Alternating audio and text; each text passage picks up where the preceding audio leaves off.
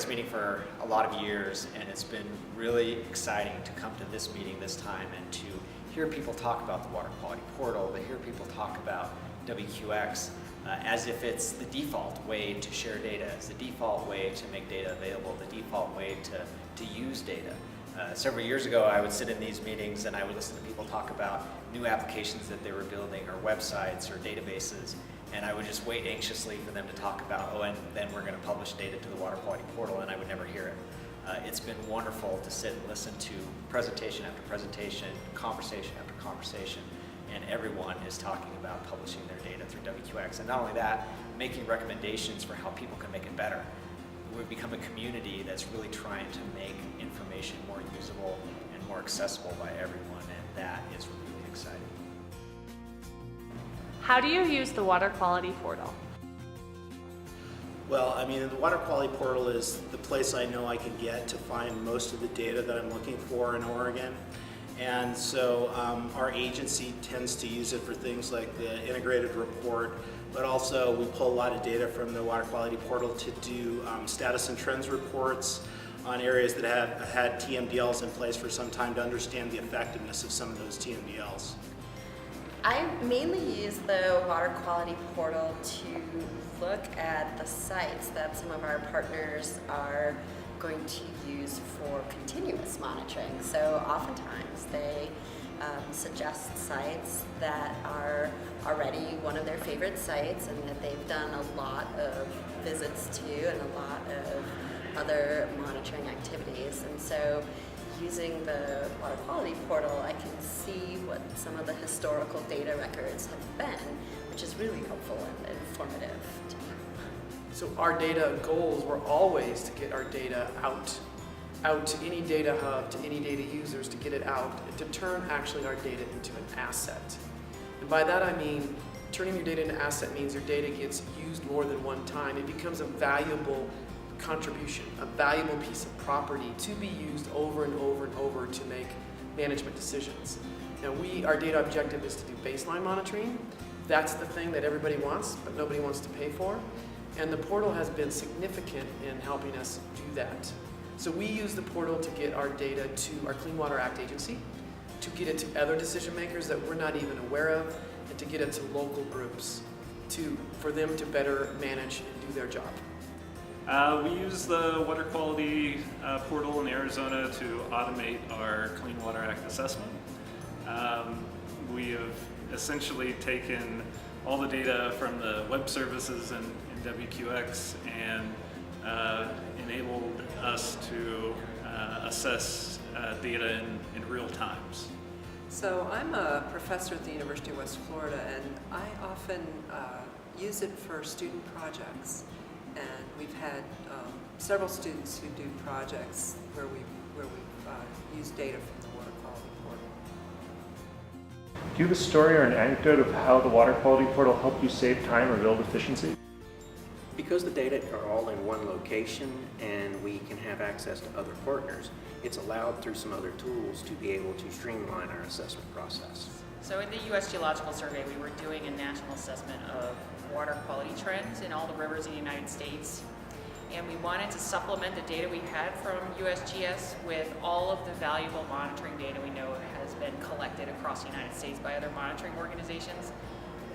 Getting that data from 100+ monitoring organizations would have been really difficult and time consuming had we not had the water quality portal as a resource to go to for a single point of access to get all of that data in one place. Today, we have a major use in the state of New Jersey of the portal, in which we use that data and the portal to get information about water quality to meet our Clean Water Act responsibilities to report on the quality of New Jersey's waters. And it is an automated process in which we pull down all the data from the different partners and our data as well, and integrated that for our integrated water quality report. The biggest thing it does for us is by getting all the data into the portal, when we pull that down through the web services, we're able to get all of our different data sources. So for instance, with one of our states, they can see their tribal data, their water quality data from their volunteer citizen science programs, USGS data, all in one format, and then it's immediately laid aside their data. so they don't have to figure out how to put all those data sources together. So when they're doing their assessments, they can immediately get a full picture of what's happening in the state very, very quickly. There was no reason for us to reinvent all of the brain trust and technology and resources that had gone into building the portal structure, the data schema, and all of the ways that you can get data in and data out. We witnessed other groups building those little things from the bottom up, and then they weren't able to sustain that. So we didn't want to reinvent that wheel. We wanted to leverage what was already out there. Yeah, so we've essentially taken the data wrangling process of the assessment and taken that 5-month time frame and squished it down to the 15 minutes it takes us to actually pull that data from WQX. So huge time saving. What should people know about the water quality portal? Probably that it's very easy to get the data through the web services. A lot of people know about the interface to get into the system by hand, but by using the web services, you can really leverage the power of the data. That is the first available one-stop shop for ambient water quality data, and that if you're looking for information for your uses, you should go to that one-stop shop first to get that information. I think they should recognize it as a place where they can combine their data with data from all other organizations to add value to their initial investment in the data by making their data accessible to other people beyond the original goals of the data collection. We collectively can learn a lot more about what's going on in the environment. The water quality portal is a great place for people to discover your data.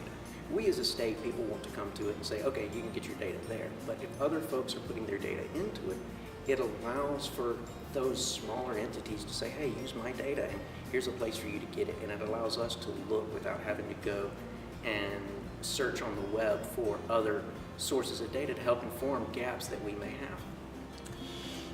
I think they need to know that it's easy to use and that it has this nice mapping function that you can see where all of your points are on the map. And I'm a visual person, so I really love that that is a feature that is available now. You know, I think the portal is grown by leaps and bounds. It's a great tool to use if you're looking for water quality information in your area.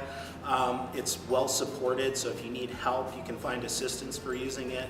And because of the number of records, it's probably the most useful one-stop shop for water quality data anywhere.